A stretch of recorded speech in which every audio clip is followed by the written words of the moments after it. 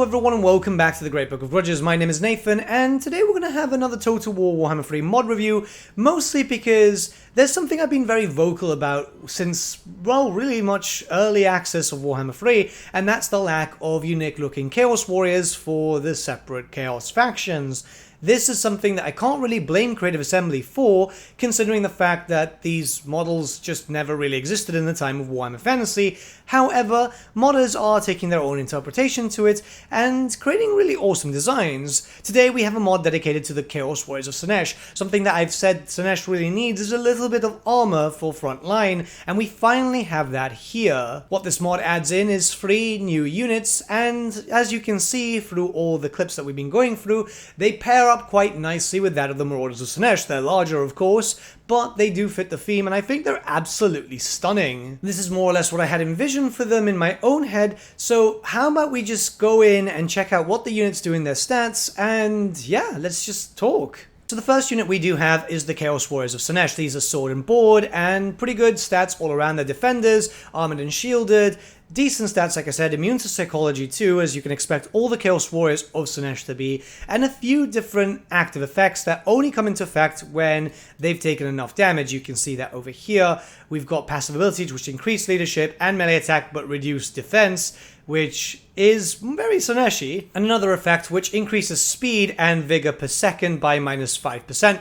All in all, pretty good. The units look great, the shields look awesome. We've just got a nice look here. I love the helmets. I think the frills are just really, really lovely. I love the stylistic idea. It reminds me very much of, for example, Styrka from 6th edition during the whole Storm of Chaos campaign, and it's just really nice to have a little bit of something different.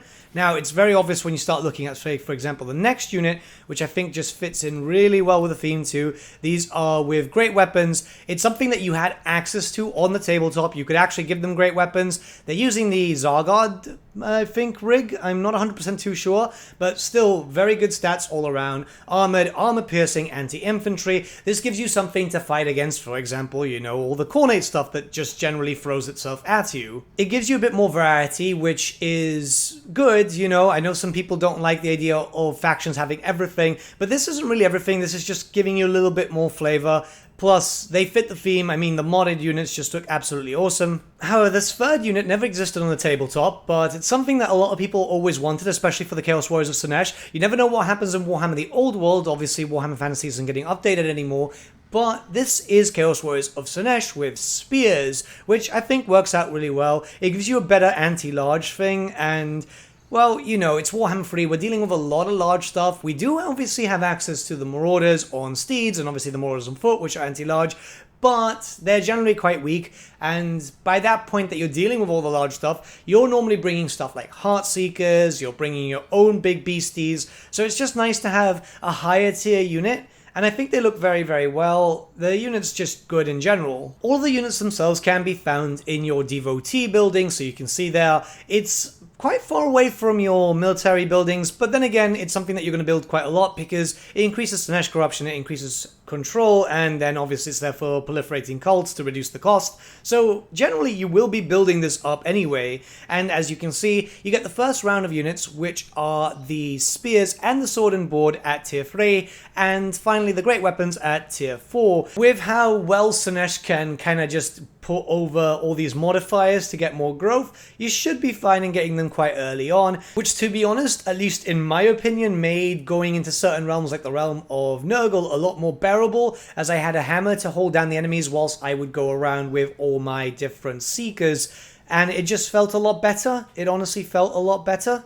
Obviously, keep in mind that they're not god tier units, so they're not going to be as good as, say, for example, the Chaos Warriors of Khorne, which are much, much better at hand-to-hand combat, but you do get a nice little bit of variety, which I think really does put Slaanesh into a more enjoyable state. So I played with this mod for a couple of hours, and I really did enjoy it. I'm doing a test battle here, as you can see, a randomly generated Nurgle army, and a decently generated army for Slaanesh for myself, as I just wanted mortals here just to showcase that off. I should have switched out Nakari, I must admit, mostly because he's very, very expensive in these custom battles, and I think I could have brought in a bit more warriors or a few more cav units to actually make my point across a bit better. However, they didn't do too badly here. So the idea is you finally have a little bit more hammer and anvil. And you can see the difference once we get into combat, where there are just situations that the Marauders can't handle very well versus Plague Bearers versus pretty much the Toads. The Toads are there to kill pretty much anything that's too weak really quickly, and I think that it worked out really, really well. Due to the fact that this map is so open and has a lot of slopes, I decided to meet them head on, and I think that worked out quite well. Due to the fact that I had a sheer number of units, I was able to more or less match up against all the Nurgle forces, so whilst they moved quite slowly, I was able to move at a decent pace, and yeah, just smash right into them. I think that worked out quite well. My forces were able to hold down, especially the Chaos Warriors, were able to hold down the basic Plague Bearers rather well, and I think that that was the main thing for me, because it's just a lot of damage here and there. Obviously, I'm not doing a hard counter, which would have been Khorne versus Slaanesh, but I wanted to see how the immovable object deals with my forces.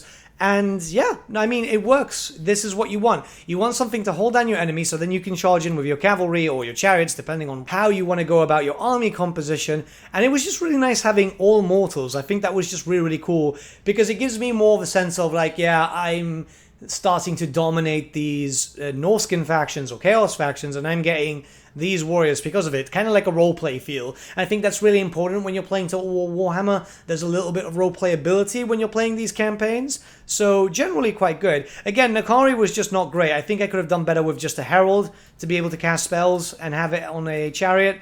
Nakari was a bit of a large target, which, yeah, I mean, kind of makes sense. But all in all, I think the units perform very well. You can see it here.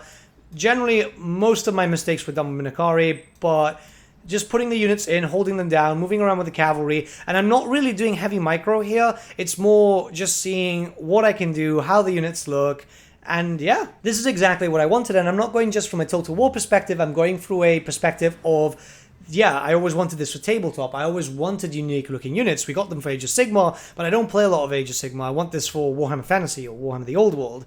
And I want this here too. Hopefully we get DLC down the line, which makes us have unique looking Chaos Warriors. I mean, many of us are thinking that that might be the next DLC because they've said 4 champions. I really hope that means that they're doing that and it's not just like 2 lords and 2 legendary heroes and just kind of shoehorning that, you know? But this works incredibly well. I've had a lot of fun. This is the most fun I've had with the Slaanesh faction for a while, mainly because it's just nice to get a little bit of stylistic approach here. They look super, super good. They fit with the theme really, really well.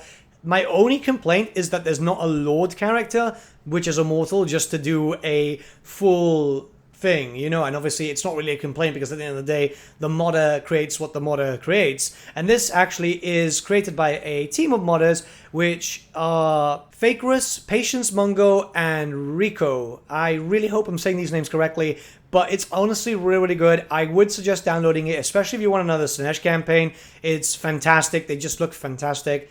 Like, I know aesthetic isn't that important. It's more stats and stuff, but the aesthetics just look beautiful. But the mod itself can be found in the description below, so yeah, I'm gonna let the battle play out. You guys have a lovely, lovely day, and I shall see you all again very, very soon. Also, just a quick note, video schedule might be a bit strange again. It's mainly because I'm using a new program. I'm using it for this video, where I'm hopefully improving the frame rate issues that OBS caused, so yeah, I'm trying out something else.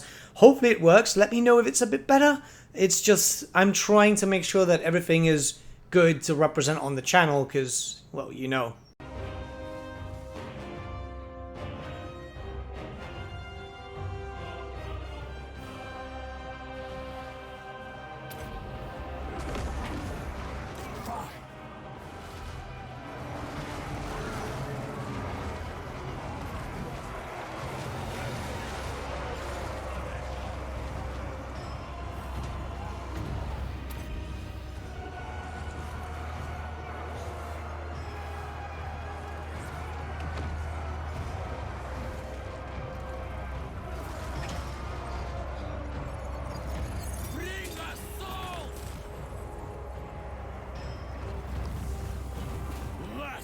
Them!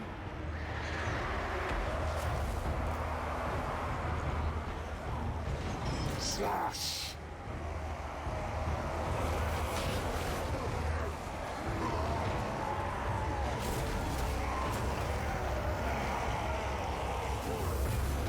We flee!